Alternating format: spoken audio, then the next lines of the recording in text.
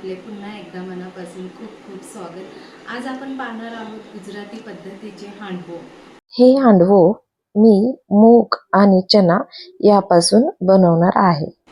लहानांपासून मोठ्यांपर्यंत सर्वांना आवडणारा पौष्टिक असा पदार्थ हांडवो आज आपण बनवणार आहोत। त्यासाठी लागणारे साहित्य काय आहे ते आपण पाहूया। चला तर मग काल रात्री मी अर्ध्या वाटीपेक्षा जास्त मूग आणि चना देखील तेवढेच भिजत घातले होते। भिजवलेले मूग आणि चना, नाचणीचं पीठ अर्धा वाटी दही, इनो, अर्धा किसलेला गाजर, बारीक चिरलेला सिमला मिरची, कोथिंबीर, 4-5 हिरव्या मिरच्या, 10 ते 12 लसणाच्या पाकळ्या आणि 1 इंच आल्याचा तुकडा, 1 मोठा आकाराचा कांदा, अर्धा चमचा हळद, 1 चमचा लाल तिखट, फोडणीसाठी मोहरी, कढीपत्ता आणि पांढरे तीळ। अशा प्रकारे आपण एवढे साहित्य घेतले आहेत। तसेच चवीनुसार मीठ, तेल आणि अर्धा चमचा साखर।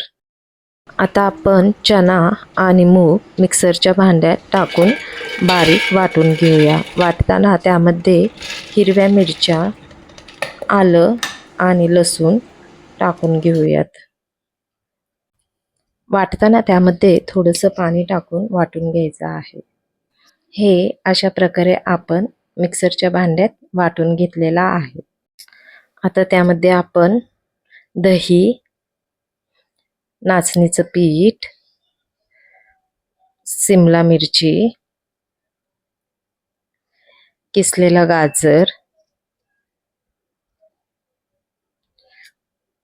कोथिंबीर, हळद, तिखट आणि बारीक चिरलेला कांदा, चवीनुसार मीठ। त्यामध्ये मी अर्धा चमचा साखर घालून घेतले। आता हे सर्व मिश्रण एकत्र मिक्स करून घ्यायचं आहे।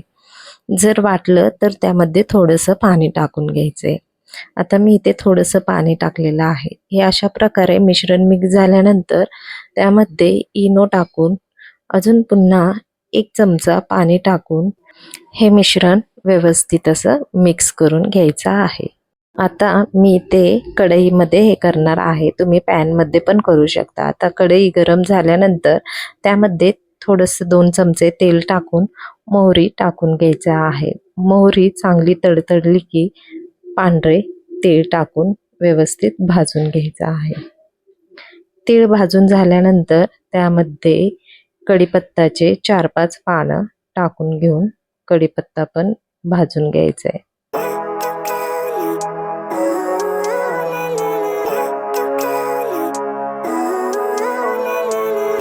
हे असं भाजून झाल्यानंतर आता आपण तयार केलेलं बॅटर ह्यामध्ये टाकून घ्यायचं आहे। मी छोट्या पळीच्या साहाय्याने 2 ते 2.5 पळी यामध्ये टाकून घेतलेला आहे। हे अशा प्रकारे बॅटर टाकून व्यवस्थित पसरवून घ्यायचं आहे। हे मिश्रण बनवताना तुम्हाला ज्या भाज्या आवडतील त्या भाज्या तुम्ही घेऊ शकता। मी इथे फक्त सिमला मिरची, गाजर आणि कांदा घेतलेला आहे। अशा प्रकारे हे बॅटर व्यवस्थित असं पसरवून घ्यायचं आहे। गॅस एकदम मंद आचेवरती ठेवून हे भाजून घ्यायचं आहे। आता आपण यावरती झाकण ठेवून 4 ते 5 मिनिटं व्यवस्थित असं भाजून घेऊयात। एकदा चेक करायचं खाली की भाजला आहे का। जर का नसेल भाजलं तर अजून 1-2 मिनिटं व्यवस्थित भाजून घ्यायचं आहे। आता इथे हे माझं व्यवस्थित भाजून झालेलं आहे, त्यामुळे मी त्याला पलटी करून घेतलेला आहे। आता पलटी करून घेतल्यानंतर पुन्हा त्यामध्ये 1 चमचा तेल टाकून झाकण लावून 2 ते 3 मिनिटं व्यवस्थित भाजून घ्यायचं आहे। तुम्हाला देखील ही रेसिपी आवडली असेल तर तुम्ही देखील घरी नक्की ट्राय करून बघा आणि संगीताज रेसिपीज या चॅनेलला लाईक, शेअर, सबस्क्राईब करायला विसरू नका। आता हे आपलं व्यवस्थित भाजलं असेल तर आपण झाकण काढून घेऊन बघूयात. बघा बरं किती छान असं भाजलेलं आहे. वास देखील एकदम खमंग असं सुटलेला आहे. आता आपण हे एका प्लेटमध्ये काढून घेऊन छान असं कट करून घेऊयात.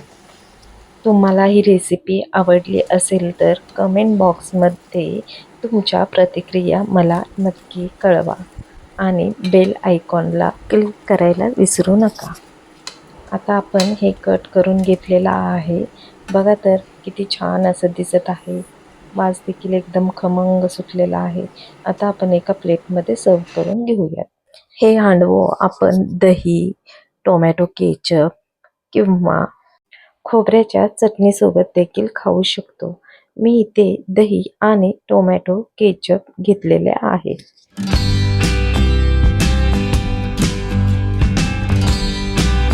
तुम्ही सर्वांनी ही रेसिपी वेळात वेळ काढून पाहिल्याबद्दल तुमचे सर्वांचे मनापासून खूप खूप आभार. भेटूयात मग आपण आपल्या पुढच्या रेसिपीमध्ये. धन्यवाद.